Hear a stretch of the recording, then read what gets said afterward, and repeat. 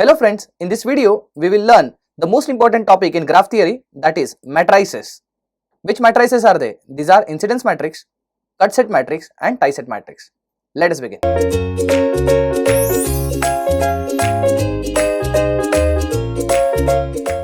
There are three matrices which we learn in graph theory. They are incidence matrix,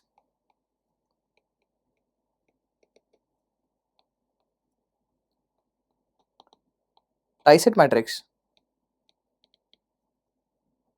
and last we learn cut set matrix. Incidence matrix we denote with A,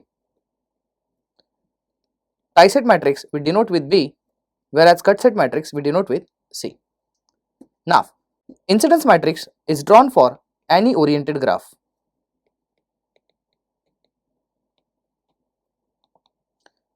Whereas both, that is tie set as well as cut set matrices, are drawn for any selected tree.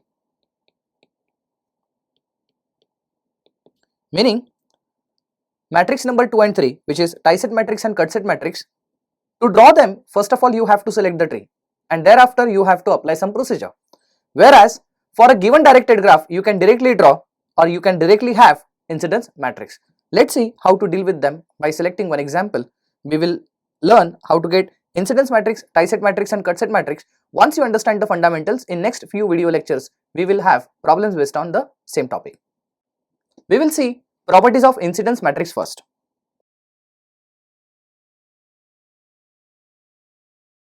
First property is incidence matrix is obtained from a directed graph.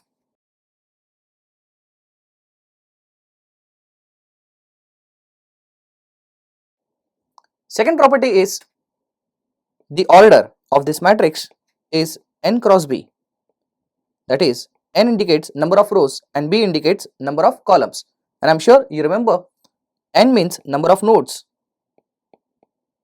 and b means number of branches.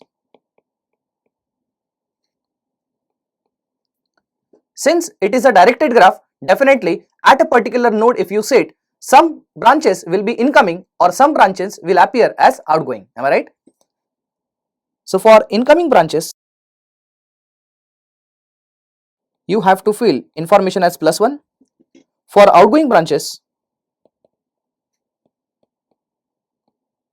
fill information as -1.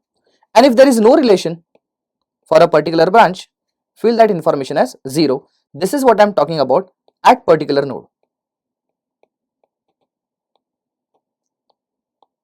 So, we'll have to go towards every node. For every node, the number of branches which are incoming should be marked as +1. The number of branches which are outgoing should be marked as -1, and those branches which are not connected at particular node, they should be marked as 0. You will understand it in a better way once we take this example. But please remember these properties. Property A says it is obtained from directed graph. Property B says the order of this matrix n cross b, where n indicates number of rows, which is nothing but number of nodes, and b indicates number of columns, where b is number of branches. Whereas in incoming branches we take +1, for outgoing we take -1, no relation, we take it 0. So let's have one directed graph.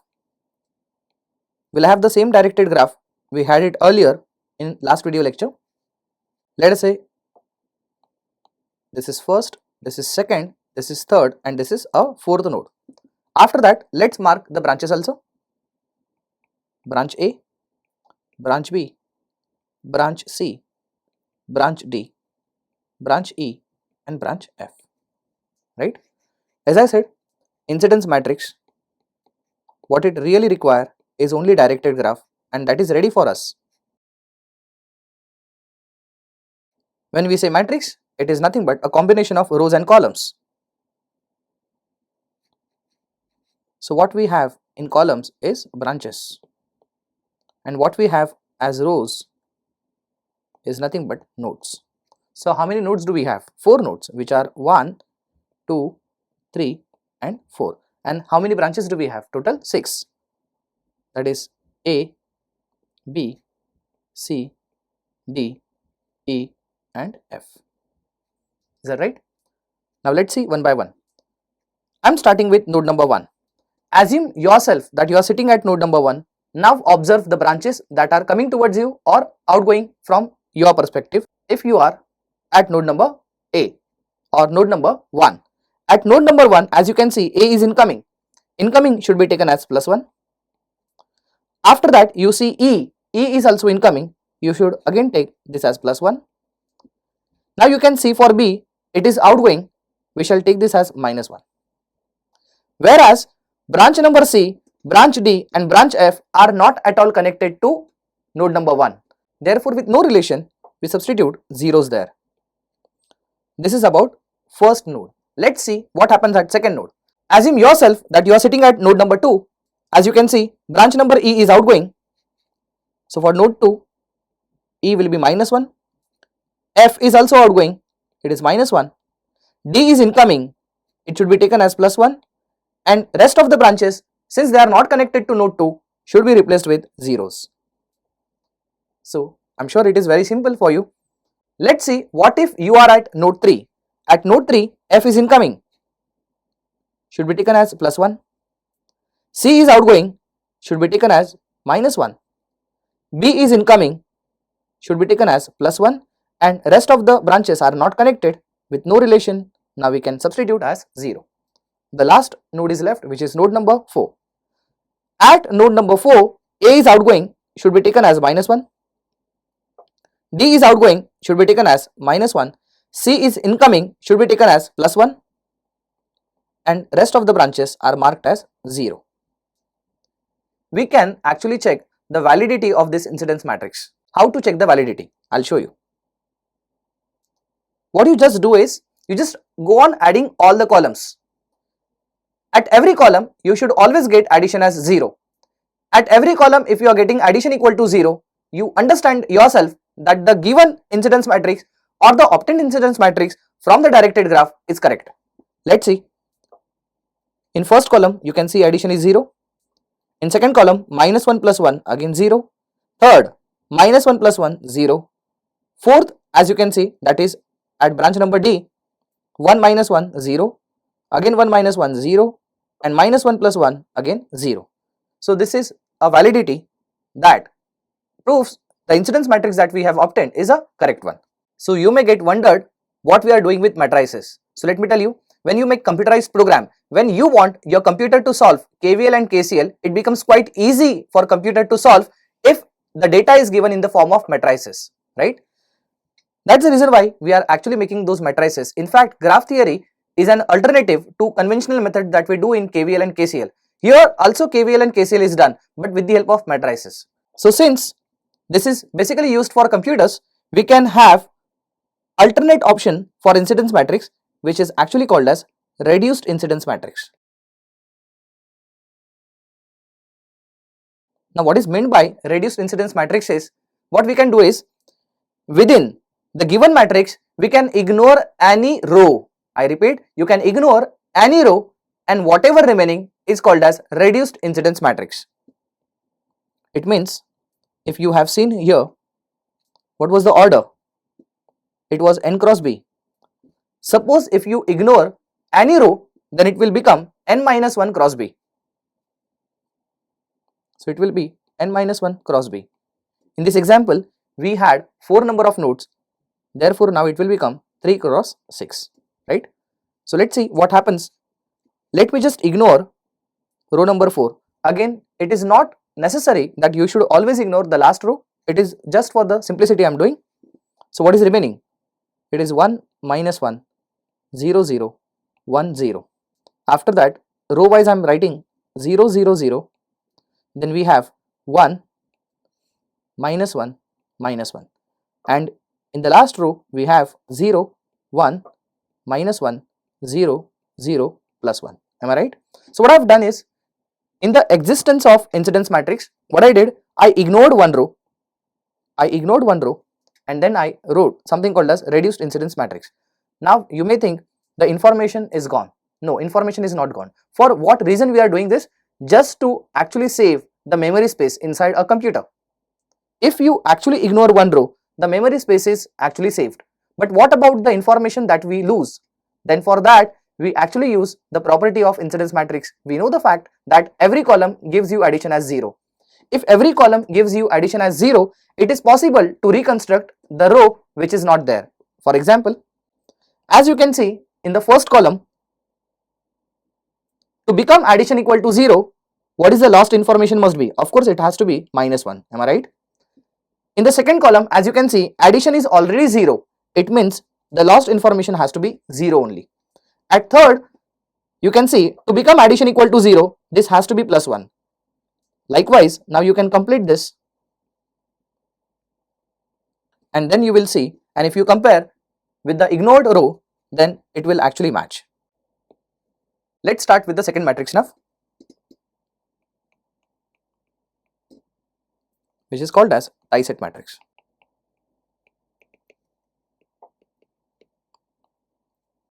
First of all, we will list the properties. As we have already discussed that it is first of all obtained for a particular tree.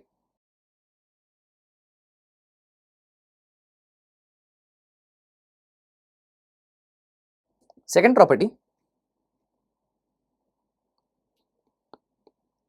tie-set means it is a closed loop.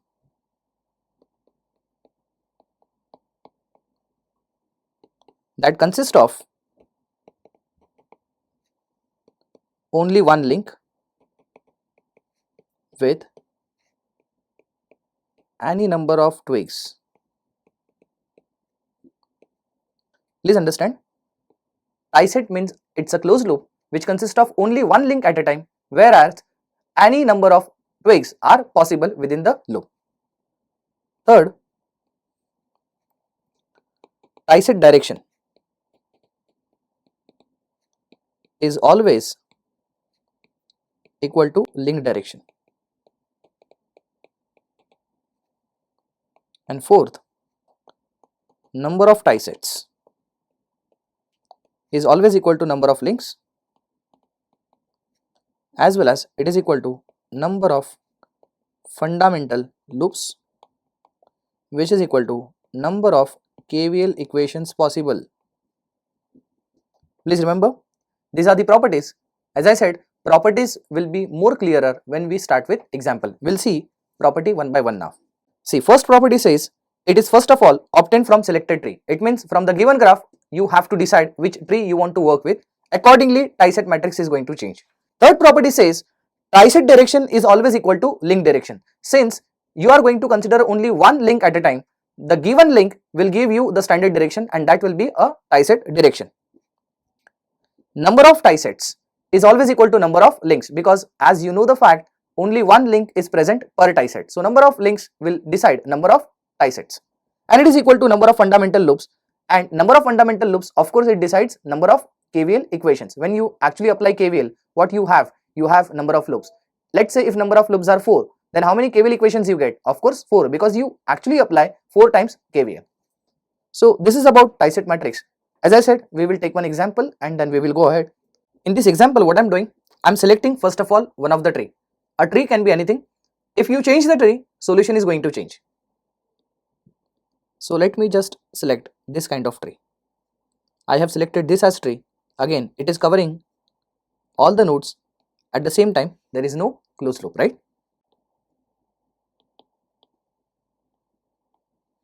So DEC are what we called as twigs. Now the rule is you have to consider only one link at a time. Am I right? Now what are the links? Links are nothing but branches of co-tree. Once we remove the tree from the graph, then whatever remaining is what we called as co-tree. So what we do is, first of all, we will list out what are the links. So links, I can say link A, link B and link number F. So 3 links are there. So 3 links are going to give you 3 loops. What you need to do is you have to consider only one link at a time. Let's do that. Let me consider first link with A. So this has become a first link. As you can see, with this link, you got one loop. Let me name this loop as I1 current. Fine. So what I'm doing, I'll by the time start preparing with matrix. So first of all, I'm going to start with I1. Am I right? Now I1 direction is taken according to A, right? As you can see, I1 and A are sharing a same direction. So please remember, I1 direction is assumed not randomly but with the help of link direction. Therefore, now what you can see is I1 and A are in the same direction. This should be considered as plus 1. So same direction should be marked with plus 1. If it is opposite direction, it should be marked with minus 1, and with no relation, you should mark with 0. So let's see what happens for first current I1 as a loop current. So now if you take this as a standard direction, E is also in the same direction, should be taken as plus 1. If you see D, it is in opposite direction, it should be taken as minus 1, and rest of the elements should be filled with 0. This is how we did with first loop, right? Let's see what happens when you replace another link. What is another link? Another link is B. So as you can see, now we are considering link number B. According to B direction, now we are assuming another tie set called as I2. So let's say another tie set is I2. I2 direction is again decided upon link direction. Therefore, B will be by default plus 1. Am I right? Along with B, who are there in the loops? There is C. And what about C? C and I2 is sharing a common direction. Therefore, C should be also marked with plus 1. What about D? D is also in the same direction as that of I2, and therefore it should be taken as plus 1.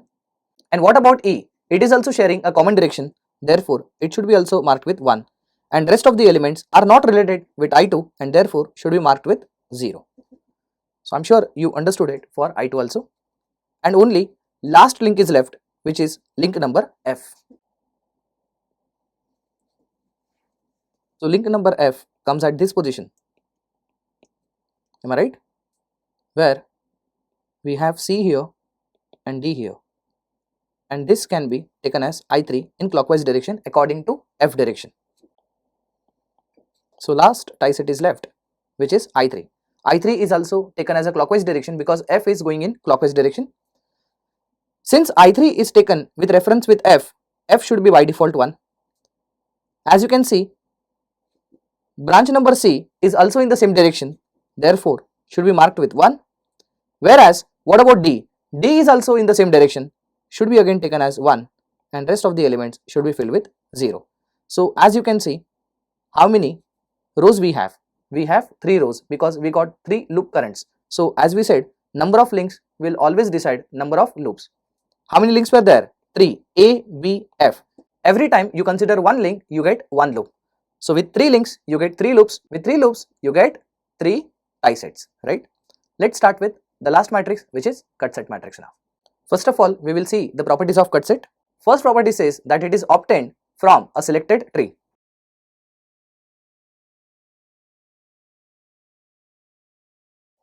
Second property, it says cut set consists of only one twig and together any number of links. As you can see, it is exactly in contrast with the last matrix. In last matrix, we used to have only one link. Here, we can have only one twig with together any number of links. As the name implied, it is cut set, so it is going to cut. It is going to part away your graph into 2 parts. It may not be exactly 2 equal parts, but yes, it is going to cut the graph in 2 parts, and that's the reason why it is called as cut set. Next property for cut set is direction of cut set is always equal to direction of twig, because you know the fact that now only one twig is present with any number of links.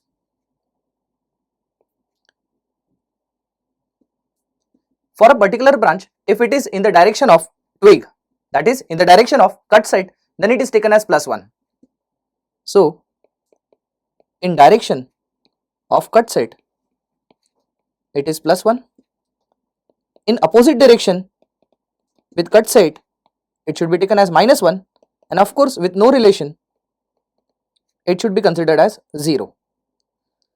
So whatever points I have noted over here, will be clearer only if we start with example. Otherwise, by reading this theory, nothing can be understood. As we have already discussed, from the directed graph, you have to select only one tree at a time. So let me just select one tree here. So I'm going to select this kind of tree. This is E, this is D, and this is C. After drawing the tree, rest of the elements, that is links, I'm going to draw with dotted lines so that every time you will get the difference between twig and link. Observe carefully. This is B, this is F, and this is A. What you need to be done is you have to cut it. You have to literally cut the graph into two parts.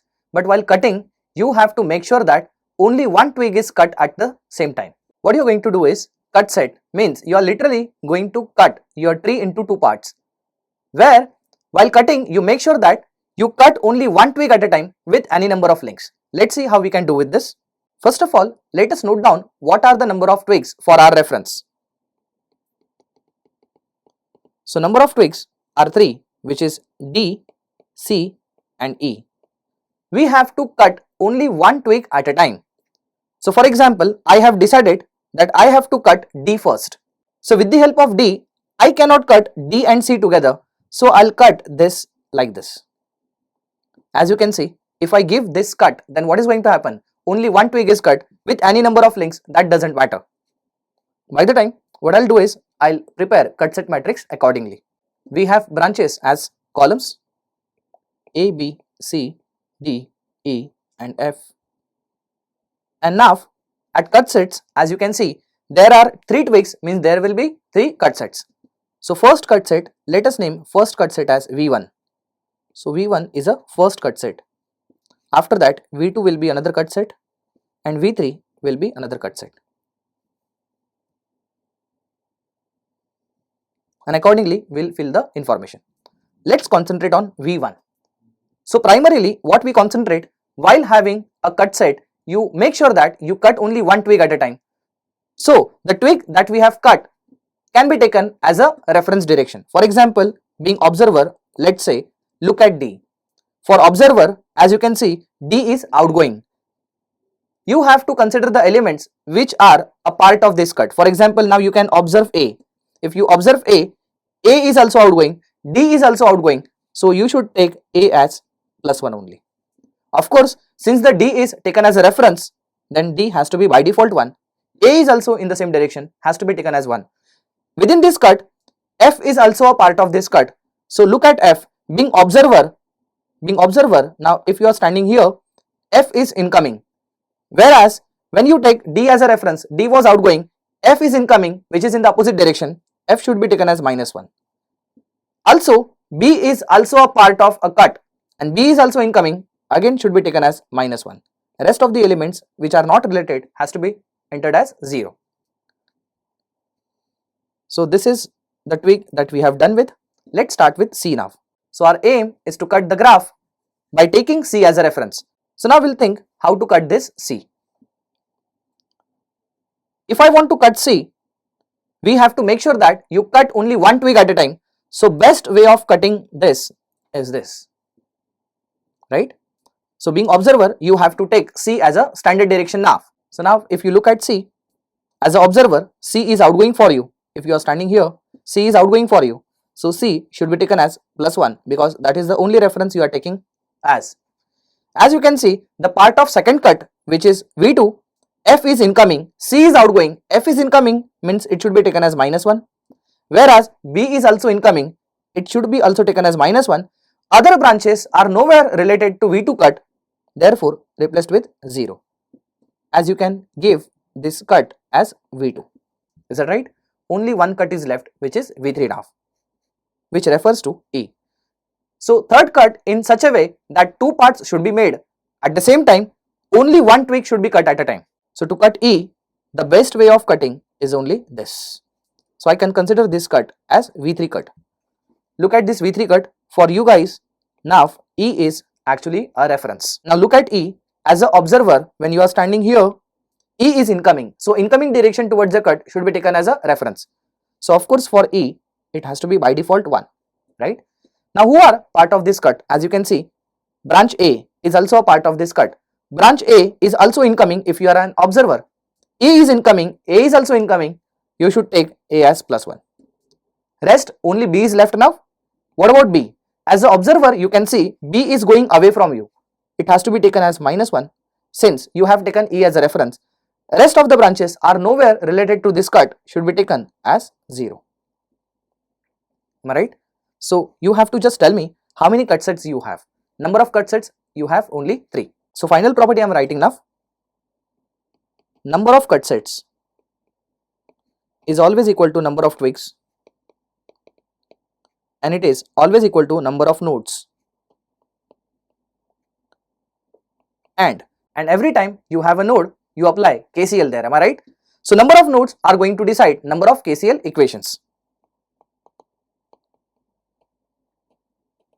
So in this case, number of cut sets are equal to 3, which are equal to number of twigs, which is equal to number of nodes, and therefore number of KCL equations required to solve this will be 3 in number. Let us summarize what we have done so far and then we will conclude this lecture. What was the source of incidence matrix? It was a directed graph. In this, for a particular node, we have seen if the branch is incoming, it is taken as +1.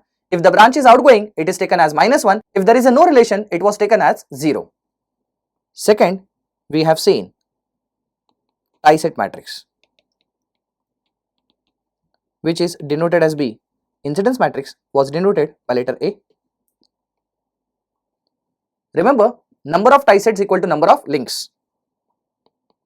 Number of tie sets is always equal to number of links. It is always equal to number of loops. And every time you have a loop, you apply a KVL, so it decides number of KVL equations. So remember, number of tie set is always equal to number of KVL equations. And third and the last we have seen is cut set matrix, which was denoted as C. In cut set matrix, number of cut sets is equal to number of twigs, which is equal to number of nodes, and every time you have a node, you have to apply KCL, so it decides number of KCL equations. So never ever forget this. You have to remember this, in fact by heart this from GATE point of view, and this you will realize when we will start with numericals based on the same. Thank you.